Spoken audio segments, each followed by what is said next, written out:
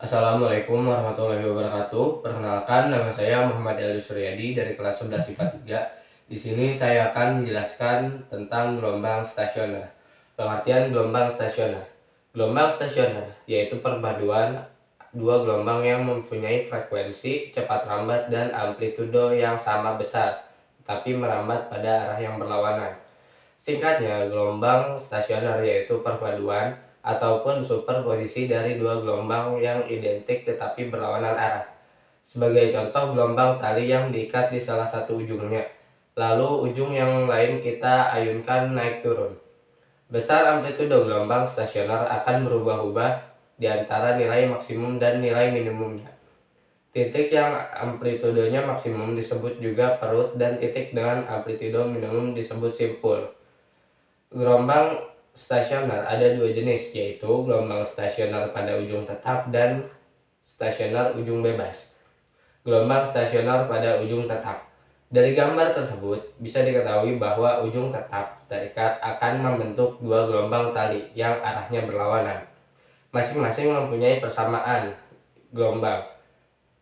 Y1 sama dengan A sin omega Wt min Kx merambat ke arah kanan. Y2 sama dengan A sin dalam kurung omega T plus Kx merambat ke arah kiri. Superposisi dari kedua gelombang itu dinyatakan Ys sama dengan Y1 tambah Y2 sama dengan 2A sin Kx cos omega T. Amplitudo gabungan AP sebesar AP sama dengan 2A sin Kx. Menentukan simpul dan perut. Simpul pertama yaitu titik awal, berarti jarak dari titik pantul sama dengan 0. Simpul kedua merupakan 1/2 lambda. Simpul ketiga yaitu lambda. Keempat 1/2 lambda, dan seterusnya. Perut pertama merupakan 1/4 lambda. Perut kedua 3/4 lambda, perut ketiga 1/4 lambda, dan seterusnya. Gelombang stasioner pada ujung bebas. Berbeda dengan ujung terikat, pada ujung bebas memiliki persamaan fungsi sosinus. Ys sama dengan Y1 plus Y2 sama dengan 2A cos Kx sin omega T. Amplitudo gabungan dalam kurung AP sebesar AP sama dengan 2A cos Kx. Menentukan simpul dan perut. Simpul pertama yaitu 1/4 lambda. Simpul kedua sama dengan 3/4 lambda. Dan simpul ketiga sama dengan 1/4 lambda, dan seterusnya. Perut pertama adalah titik awal, berarti jarak titik pantul sama dengan 0. Perut kedua yaitu 1/2 lambda. Perut ketiga merupakan lambda. Keempat 1/2 lambda, dan seterusnya. Menentukan persamaan gelombang. Pada umumnya, persamaan gelombang stasioner dapat dituliskan sebagai berikut. Y sama dengan 2A sin Kx cos omega T. Y sama dengan AP sin cos omega T. Dengan amplitudo stasionernya 2A sin Kx. Cara menentukan simpul gelombang pada ujung terikat. Berdasarkan gambar tersebut, dapat dilihat yang namanya simpul-simpul gelombang. Yang untuk menentukan letak-letak simpul tersebut bisa menggunakan persamaan Xn tambah 1 dalam kurung 2n lambda per 4. N sama dengan 0, 1, 2 untuk simpul ke-1, N sama dengan 0 perut kedua, N sama dengan 1, dan seterusnya. Cara menentukan simpul pada ujung bebas gelombang stasioner. Perhatikan gambar berikut. Berdasarkan gambar tersebut dapat dilihat yang namanya simpul-simpul gelombang. Untuk mengetahui letak-letak gelombang yang dihitung dari ujung gelombang bisa menggunakan persamaan Xn tambah 1 dalam kurung 2n lambda per 4. N sama dengan 0, 1, 2 untuk simpul ke-1, N sama dengan 0 perut kedua, N sama dengan 1, dan seterusnya. Berikut adalah beberapa contoh soal. Nomor 1. Sepotong tali panjangnya 5 meter. Salah satu ujungnya terikat kuat dan yang lainnya digerakkan secara kontinu dengan amplitudo 10 cm dan frekuensi 4 Hz.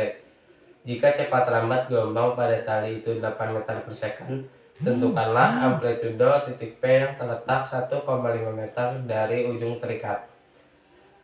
Jawaban: AP sama dengan 2A sin KX sama dengan 2A sin V 1,5 sama dengan 2 kali 10 sin 1,5 V sama dengan 20 sin 270 derajat sama dengan 20 min 1 dalam kurung sama dengan min 20 cm. Nomor 2. Salah satu ujung dari seutas tali yang panjangnya 115 cm yang getarnya harmonik naik turun, sedangkan ujung lainnya bergerak. A. Beberapa panjang gelombang yang merambat pada tali jika perut ketiga berjarak 15 cm dari titik asal getaran. B. Di mana letak simpul kedua diukur dari titik asal getaran. Jawaban: A. Panjang gelombang Pn sama dengan N-1 dalam kurung kali lambda per 2. 15 sama dengan dalam kurung 3-1 kali lambda per 2. Lambda sama dengan 15 cm. B. Letak simpul kedua. Sn sama dengan 2n-1 dalam kurung kali lambda per 4. S2 sama dengan dalam kurung 3 kali 15 per 4 sama dengan 11,25 cm. Nomor 3. Seutas tali yang panjangnya 2 meter, salah satu ujungnya terikat dan ujung lainnya digetarkan terus-menerus dengan frekuensi 20 Hz dan menghasilkan gelombang dengan laju 4 meter per second. Setelah terbentuk gelombang stasioner, timbullah daerah perut dan simpul yang jarak antaranya adalah.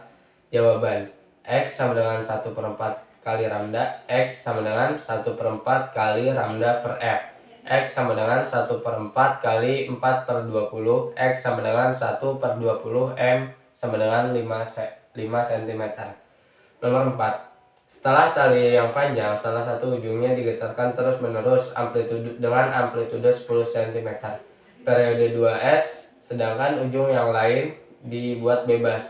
Jika cepat rambat gelombang pada tali tersebut 18 cm per second dan pada tali terjadi gelombang stasioner, tentukanlah amplitudo gelombang stasioner pada titik P yang berjarak 12 cm dari ujung bebas.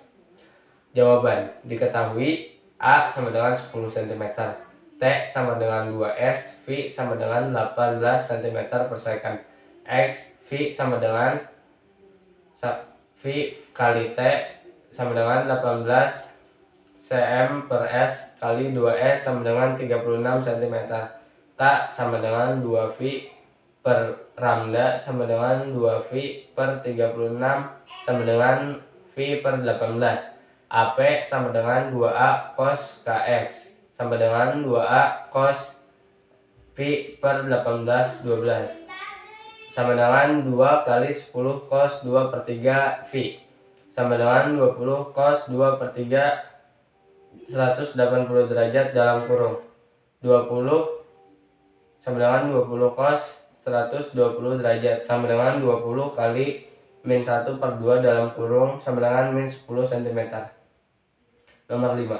Seutas senar yang panjangnya 2 meter diikat salah satu ujungnya dan ujung lainnya digetarkan dengan vibrator sehingga terbentuk 5 simpul gelombang stasioner. Letak perut kedua ujung pantul adalah 5 simpul gelombang stasioner ujung tetap. Jawaban: sama dengan 2 lambda. 2 meter sama dengan 2 lambda. Lambda sama dengan 2 meter per 2 sama dengan 1 meter. P2 sama dengan 3/4 lambda sama dengan 3/4 kali 1 meter sama dengan 3/4 meter. Sekian video dari saya. Mohon maaf bila ada salah kata. Wassalamualaikum warahmatullahi wabarakatuh.